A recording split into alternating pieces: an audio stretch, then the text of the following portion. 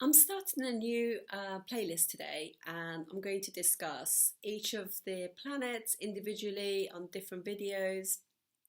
So today it's Sunday, and it's Day of the Sun. Sun being the inspirational planet, planet of light.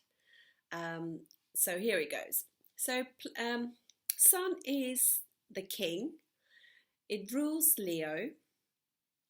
It's a fiery planet. It rules, obviously, Leo is a fixed sign. It's the fifth sign of the zodiac. So it's all about the intelligence, inspiration, creativity, children, romance. And it's about leadership, bosses.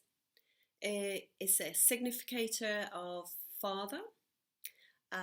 It's kind of like it's source of energy. It rules your heart chakra, rules rubies. The color is red, and because it's a fiery sign, so it's about initiating things as well. It's exalted in Aries because Aries is all about self, and often the sun will sacrifice everything for what he believes in. Wherever the sun sits in your chart, that you would want to do things to do with that house, and it would kind of illuminate that house. It's friendly with the moon, being the queen, friendly with Mercury, Jupiter, and Mars. And it's debilitated in Libra because Libra is a sign of Venus, and Sun and Venus are not friendly planets towards each other. And it's also because Libra significates relationships, other people, commerce, working with other people. And wherever the sun is, you want to do things, but basically sun is a solo energy, so it likes to be in charge. And in Venus is all about sharing and giving everybody a platform, whereas the sun wants to have the platform. Somebody who has sun in the seventh house will find that they are normally attracted to people who are kind of egotistical, very driven, kind of a bit pushy, if you like, people, significating, their sort of significant other, if you like. Sun is about the journey of your soul. It's a very inspirational planet. It will illuminate the houses in there. Somebody who's got a very, very strong sun, you will notice them. They don't necessarily, like Sun in Leo, for example, it's not somebody who's like, hey, look at me. They know, you just notice them. They just have this presence about them. They illuminate, they radiate like the sun. And people who normally have a weak sun, they can actually like compensate for that lack of confidence, because sun is ego, self-esteem, confidence, intelligence. And sometimes somebody who's got very, very strong sun, like for example sun in Aries, even though it's at 10 degrees, it's very exalted. But it can actually be a little bit too much for other people to cope with. So sometimes dealing with somebody who's got a weaker sun is easier. And sun can also be, obviously, is a significator of father as well. So you can get a flavour of how your dad is in your chart as well. Sun will combust any planet that it sits within so many degrees. So if any planet sits with that, you will find that certain significations of that planet will be at a loss for you. For example, if you Sun and Jupiter, I know from friends of mine who have that, they've had problems having children because Jupiter is a significator of children, or they've had, for women, because Jupiter is also a significator of husband, they've been burnt in certain relationships. The same again if with Venus as well, you might have been heartbroken with the first, relationship. None of these means that you'll have that forever. It just means that it's something that your soul will experience in this lifetime. And you will see that in people, like, for example, excuse me, some with Mercury. Mercury is the only planet that can sit next to the sun and actually not be agitated as much, because obviously the sun is so hot it can agitate planets. If you are sitting outside in the sun for too long, it can agitate you. But Mercury deals with it quite well. But obviously, even when Mercury is quite close in degrees to the sun, it can kind of give you issues with skin. It can give you nervous disposition as well. Sun rules the heart chakra. So a strong sun can give you strong sort of like heart. He also kind of rules eyesight as well. So a weak sun can cause issues with eyes and everything. And sometimes even when it's actually going through the in transit, you can actually get problems with that. Like I've had that. Whenever the sun goes through a particular sign, I always get problems because it rules that right eye. So I always get problems with my right eye. And you will notice that if it's going over your ascendant, or if it's going through over your ascendant house or ascendant lord, you'll feel that in transit. I've had that recently. It's been driving me mad because it's so itchy. It can give you itchy eyes. And obviously it can give you poor eyesight as well, and in very extreme cases, blindness. So, but that's also to do with diet as well, sugar and things like that too. Obviously diabetes. So I'm not going to get into that because that's something completely different. So I just want to make sure I don't miss anything on my chart. It's all about creation and children as well. And they say if it's in the 5th house, it can give you male children, sons.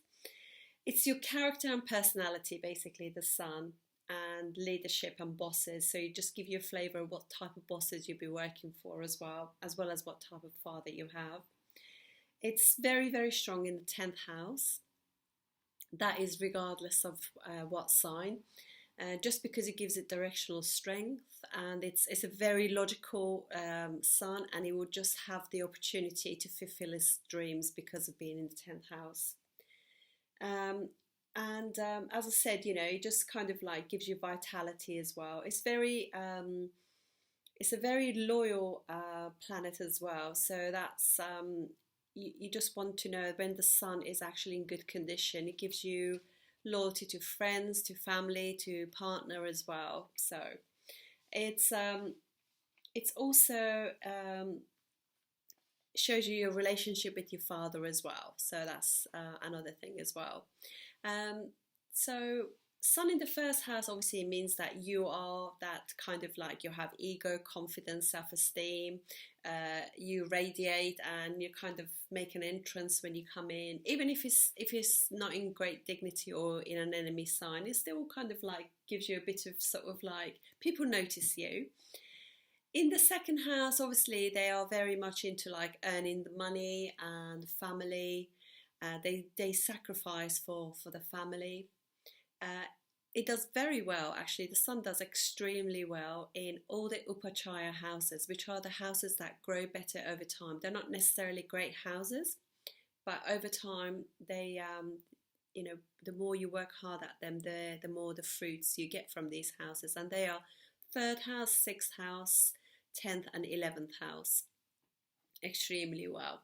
In the 3rd house, you could have like your siblings can be boys. In the 4th house, you could have a domineering mother, a mother that radiates and is noticed. She's the authority in the house. In the 5th house, it can give you male children, and you have a source of creativity and romantic. We discussed the 6th house. With the 6th house, it gives you vitality because it's so strong. It gives you the will to look after yourself, and you're also very competitive as well. And in the 7th house, obviously, whatever the sign, it is going to be debilitated. particularly if it is Libra. But having said that, I think it's sometimes much easier dealing with somebody who has weaker sun rather than a stronger sun. They're a bit more humble, but it can mean that your partner is quite domineering and has an ego issue as well. Or you could have an ego issue when dealing with partners as well. So it can go both ways.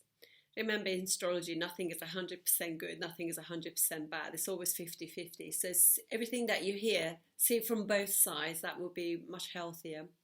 In the 8th house, it's probably one of the weaker houses, and so you need to work on your vitality. In the 9th house, excuse me, your father could be quite domineering, but it's good for education, things like that. And we talked about 10th house, obviously the strongest placement for the sun. Does really well in career, you know, it would just literally, it's a leadership position.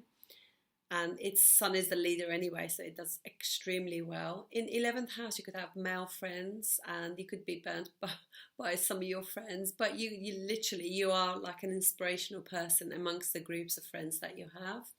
In the 12th house, again, it's not great in the 12th house, but it could just be that your father could be away quite a lot, you know, something like that. So you don't have that kind of very close relationship with your father or leaders as well.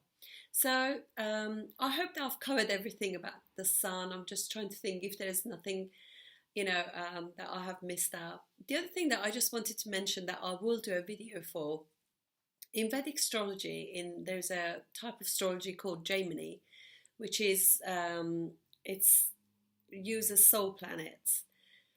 And whatever your soul planet is, the planet that holds the highest degree in your chart. So you can actually read your chart from that as well, which becomes the Atmakarka planet. And we're all being sort of like this planet tells you so much about yourself and your soul's journey. Sun is the natural Atmakarka as well, so you can always read the sun, read your chart obviously from you can read it from your ascendant, you can read it from your moon, but you can also read it from the sun, being the natural Atmakarka for all of us, because it's a soul's journey. You can also read it from your planet that holds the highest degree as well, which is your own, because obviously sun is everybody's Atmakarka, but your soul planet as well. But I will come to that. Basically, Atmakarka planet helps you achieve the things that you want in life, but that will be way down the road. For now, we're just going to concentrate on this. So a very good mantra for the sun. Sun is called Surya as well, Surya. A very good mantra to make your sun stronger. It's Om, O-M, Nam, N-A-M, Surya Namaha, N-A-M-A-H-A. Om, Nam, Surya Namaha. It's not a bad thing for everybody to work on their sun, and the more you, even if you have a difficult relationship with your dad, the more you work on that relationship, the more you find that your confidence and your self-esteem and your soul's desires will be fulfilled. Thank you for watching. I'll see you on the next one. Thank you.